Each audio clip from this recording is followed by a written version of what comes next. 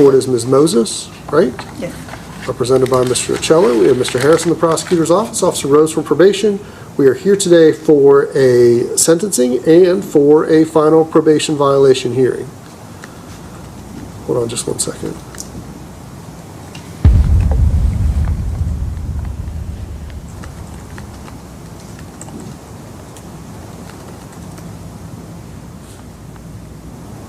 All right, everybody had the opportunity to look at the PSI?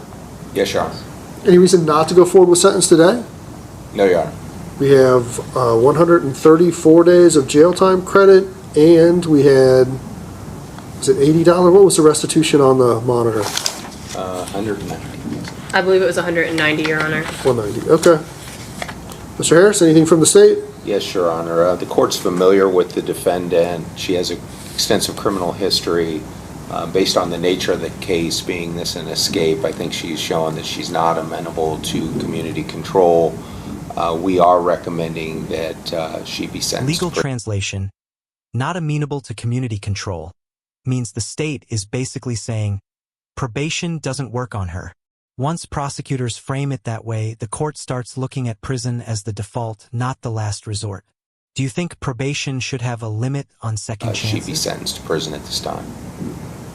Anything additional from probation? No, Your Honor. Mr. Ocello?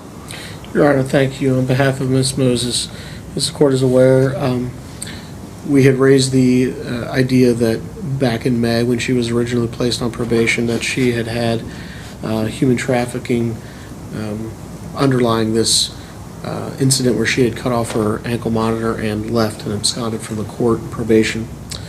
Unfortunately, we were not able to supplement the court with other than verbal information with any additional information to demonstrate that. Ms. Moses certainly is taking responsibility. I think having pled now, she's aware that the 2024 case with which there's some restitution that's owed, as well as this 2025 case is now before the court. She's asking the court to consider placing her on a period of community control with some inpatient treatment. As the court is aware from viewing the PSI and my conversations with Ms. Moses, there's a somewhat lengthy history of substance abuse which masks some underlying mental health issues that Ms. Moses has. I think those stem from some physical and emotional. This is a powerful mitigation argument.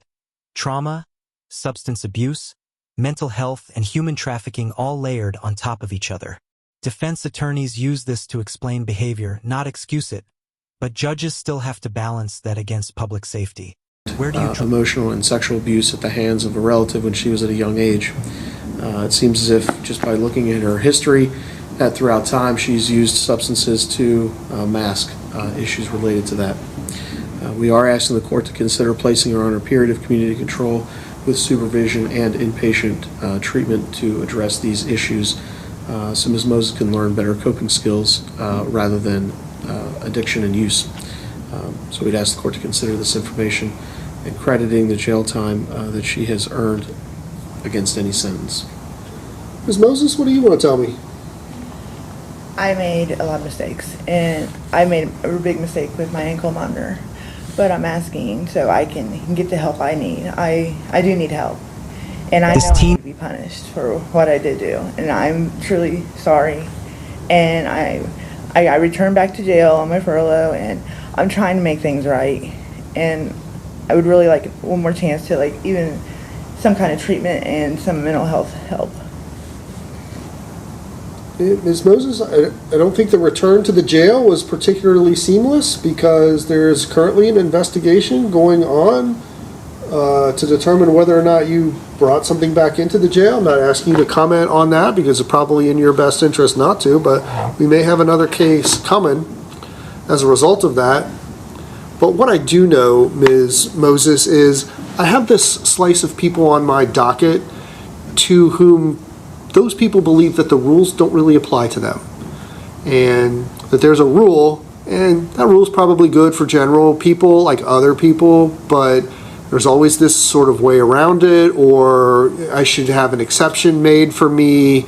I think that you fall into that category, Ms. Moses, and for that slice of my probation docket, there's no way to supervise them. And to put you on probation, I think is a sort of a That meaningless. line, probation is a meaningless endeavor, is brutal. That's a judge saying supervision has basically failed. When a judge categorizes someone as unsupervisable, the window for mercy gets real small real fast. Is this tough love? Or Meaningless endeavor. But, my inclination on this case is just to sentence you to 18 months in prison. That's 9 months on each of these charges, and when you get out, you will be done with us. I will consider, though, Ms. Moses, and you may want to think about this and talk to your attorney about it, and if you don't want to make the decision today, we can come back. I would be willing to give you a shorter term of incarceration. So, in other words, it would have to be, so I have to have a consecutive sentence.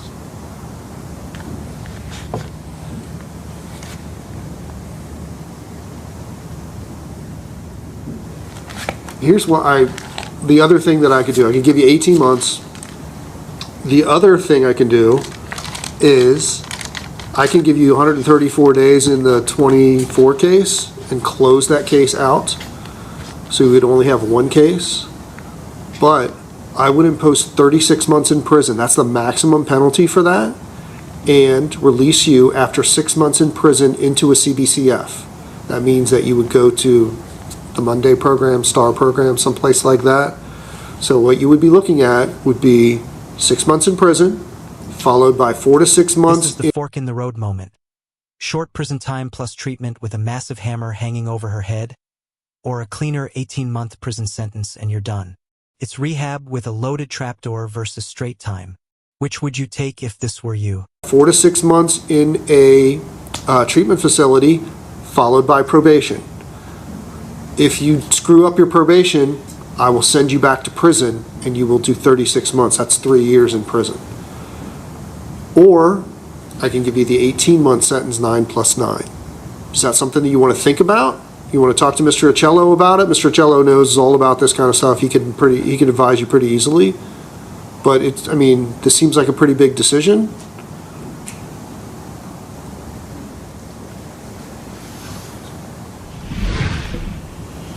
Your Honor, I just confirmed with Ms. Moses. I asked actually 3 times to make sure that I had understood her correctly. She would, if the court is willing to consider, she would ask the court to credit the 134 days on the 2024 case, close that out, place her on probation on the 2025 case for a period of, I don't know what you said, I'm sorry. Whatever period. I'm not putting her on probation today. I'm sending her to prison today. She would be sent to prison for 6 months. She would then be eligible for a CBCF, and then after graduating from that would be eligible for probation. She would like to go that route. I understand Okay. that she's not on probation. I'm sorry, I misspoke. That's all right. Sure about this, Ms. Moses? Yes. Officer Rose, what do we think about this?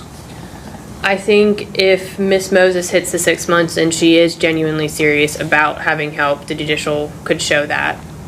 But if she is not willing to do it, the CBCF will, if she gets unsuccessfully terminated from the CBCF, it will show she wasn't actually serious. All right, there's nothing in the PSI to suggest we can't get her into a CBCF, right? No, Your Honor. Okay.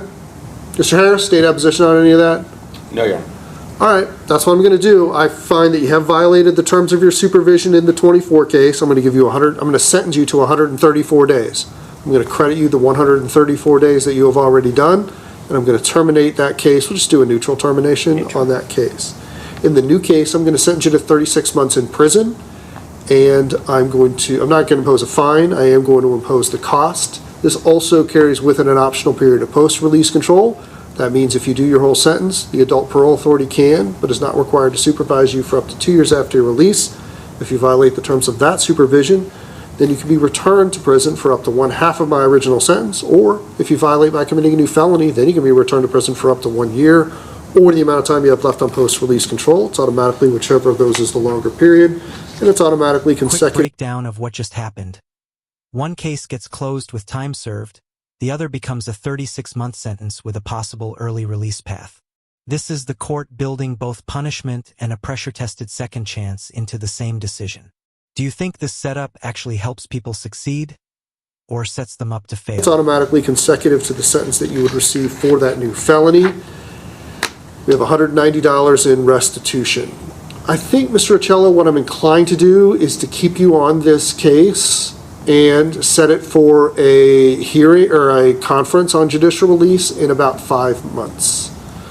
So Okay. you can go ahead and submit a periodic billing. I don't want you to get held up on getting paid. But Ms. Ido is going to reach out to you. We'll get a conference on judicial release, which will be in late July. Do you want me to file a motion for judicial release so the court has record? If you want to. Whatever. Probably makes sense. Okay. I mean, the law allows me to do a sua sponte judicial release. Sure. But might as well file a motion, keep a clean record. Okay. Thank you. Behave yourself while you're in the institution, Ms. Moses, or we don't even get over step 1. All right, you do have the right to appeal this at the 12th District Court of Appeals in Middletown. If you don't have the funds to hire a lawyer to obtain a transcript or to pay the costs, those will all be provided to you at no charge. Hopefully, I will see you in 6 months, and we will get you over to a CBCF. Thank you. All right, that's all.